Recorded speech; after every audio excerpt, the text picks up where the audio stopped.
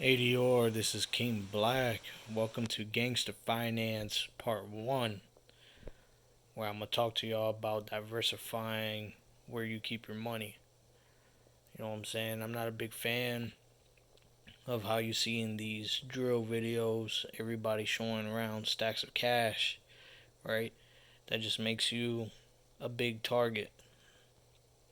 I mean, even if you look at Birdman's videos, at least he uses fake money in his videos.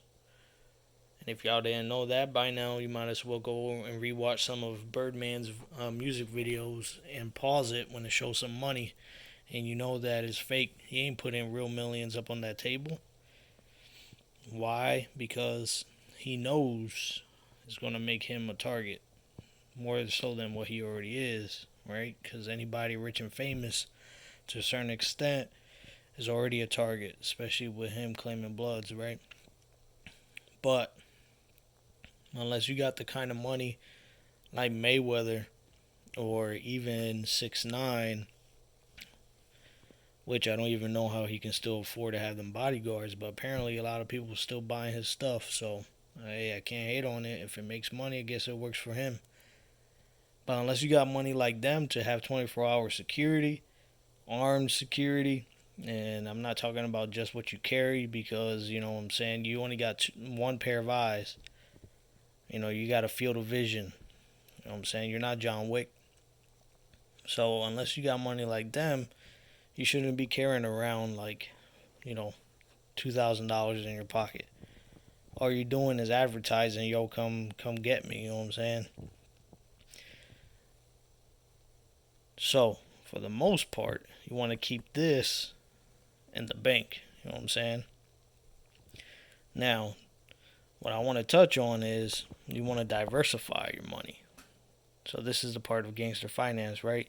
You take your money, you gotta make it work for you. You gotta make it grow. You gotta set something aside so that way when things get real bad, you know what I'm saying, or you really have an emergency, you got different pools you can pull from. You got cash, which even though I just said I don't advocate carrying around no 2Gs in cash, I don't know who you flexing for. Debit card gets it done the same way, you know what I'm saying? And if somebody gets away with it, you can go ahead and call the bank and deactivate that thing right away. Versus cash is gone. So, I do advocate, at least at home, keeping maybe $300 to $500 in cash hidden somewhere. And why? This is a hard lesson that I had to learn after Hurricane Maria passed through. For what was it, like 3 or 4 months, there was no network for debit card transactions. So if you went to the grocery store, you went to the gas station, whenever they finally got gas back, it was cash only. And guess what? If you weren't smart enough ahead to take some cash out, now you're begging. You know what I'm saying? You're struggling. So it's always good to have an emergency cash stash for if something goes down. I mean, we just went through the whole Facebook and Instagram going down. So for something like that to go down at the financial level, you want to be able to know, you got a couple days worth or a week or two of emergency cash at hand. Then you got to have some reserves in the bank, in the savings account or checkings account.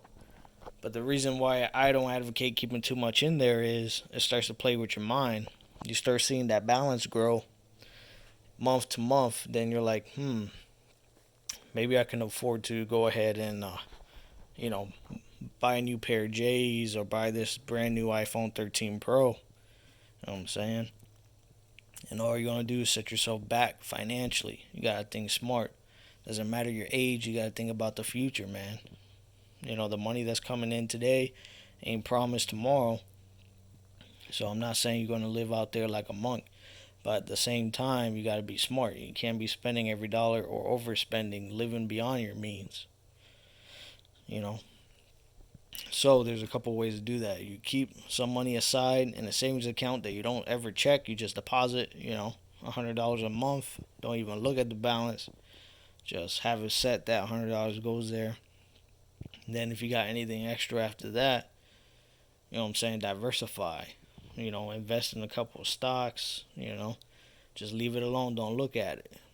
You drive yourself crazy looking at these stocks. Then, when you got the stock game down, you got a couple stocks in your pocket, diversify some more.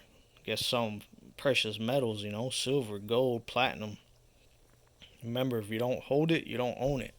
So none of that, investing in silver stock or gold stock, or you want to be able to know that when worst comes to worst, you got this at the ready. This is another emergency stash item. Not as fluid as this, right? Because everybody knows what this is, but if you try to go to McDonald's with something like this, you're going to be like, what the hell is this, right? But this kind of, I wouldn't say protects your money, but it's a hedge against inflation. You know what I'm saying? When I bought this, I bought it for about $18. Right now, silver spot price, and spot price just means the price for 1 ounce of this, of 0.999 fine silver, is $27. So already I came up on this. If I run out of this, I run out of my emergency stash. I can't cash out the stock market, or it's going to take a couple days. It can always go down. I mean, I wouldn't advocate selling to a pawn shop, but if necessary, you can go to a pawn shop, throw these up on eBay, whatever, get some money, bam. So you got to leave yourself little treasures, you know what I'm saying? You got to be like a pirate. You got to have little stashes everywhere. Little stash of cash, little stash in the bank account, little stash of coins and rounds, bars. Have your little stocks and bonds. So that way you got all these little things that, if anything were to happen, now you got 3 or 4 different places where you got money. You ain't got to be flipping that couch searching for coins, or going down to the payday loan places where they charge you like 100% interest, or 150 or $300 percent. I mean $300, 300% interest on paying back that loan, and you never get out. You know what I'm saying? I've always advocated you got to get your money right. I don't advocate nobody doing nothing crazy to get some money. But, when you're hustling and grinding, when you're working, you got to be smart with your money. Because at the end of the day, I've seen far too many people, by the time they reach a ripe old age, they ain't got much left to show because they never thought to save up.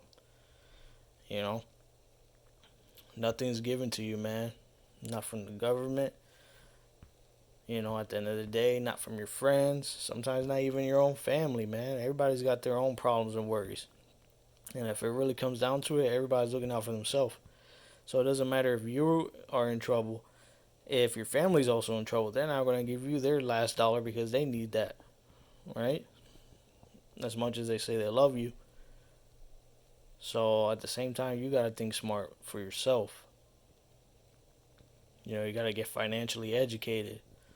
I'm not saying put all your money into day trading or all that. No, I'm not saying any of that. I'm just saying think outside the box when it comes to money. Don't just let your money sit in a savings account. Diversify it a little bit. Having savings is good, but at the same time, a lot of these banks are paying what, 0.01%. Your money ain't going to grow like that.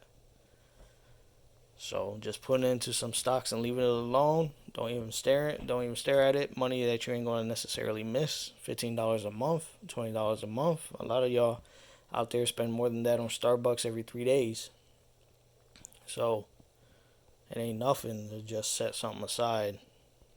And then you're going to appreciate that when you really got a big purchase that you got to do. Something breaks down, your transmission breaks, or something like that with your car, something with your house, something with family, medical emergency, whatever it is, you're going to be glad that you stashed that money away. You know what I'm saying? Now you got to make sure that you always do your research. Don't just take anybody's words for it. You ain't gotta take mine. But I'm just trying to say, at the end of the day, I want to make sure that if my health were to go, or my job were to go, or anything else were to go wrong, I still got, something to survive on. You know what I'm saying? 'Cause I don't know about you, man, but I can't be pulling that welfare thing until I'm like 80, man. No, I can't. You want to enjoy life, but at the same time, you don't want to live it fast. You don't want to make dumb decisions that's going to, you know, you're going to live pretty good if you live fast and hard, but if you live in reckless out there, man, it's only a matter of time till somebody catches up to you, or you're going to end up in a place that you didn't intend to be in. You know what I'm saying? Sometimes once you in, you can't get out. So be smart with your money, man. Leave something behind for your loved ones. You know what I'm saying? All these people out there flexing on the gram, and I've been guilty of that when I was younger. But at the same time, I didn't see how immature and naive that was.